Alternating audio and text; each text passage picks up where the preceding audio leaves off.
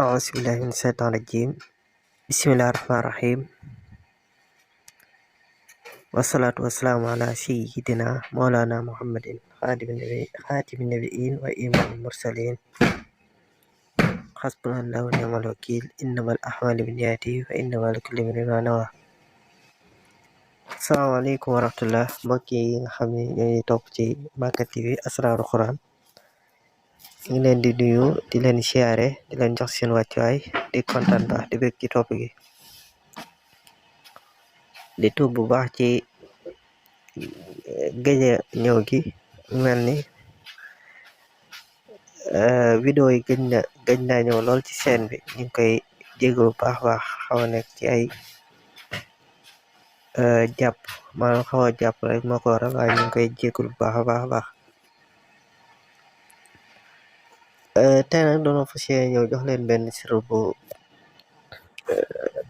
gàtt lool te yomb a def baax ci jaaykat yi muy bayre njaay wala muy sëriñ boo xam ne day sàkku maanaam sëriñ bi ñaan daal bëgg waxtu ne muy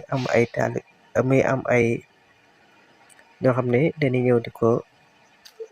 sant ay mbind yu demee noonu mel ni saaru u gàtt ci alquran muy suratu nasri isa jaa an nasrullahi wal fathu wa ra'ayta nas moom lay bind ba nim jeexee su ko bindee ba àgg ci fasabbih bi amdi mu jël miim ngi ci bi amdi mu yaatal ko ba mu yaatu mu bind ci mboolem sant woo xam ne xam na ko mboolem sant doomu aadama sant wu xam ne rek mi ngi ci boppam sant wu mos xam rek mu dugal ko ci incha allah rabbi ci miim yi su paree tëje ko salaatu ala nabi def ko ab téere takk ko ci place bi wala bitig bi wala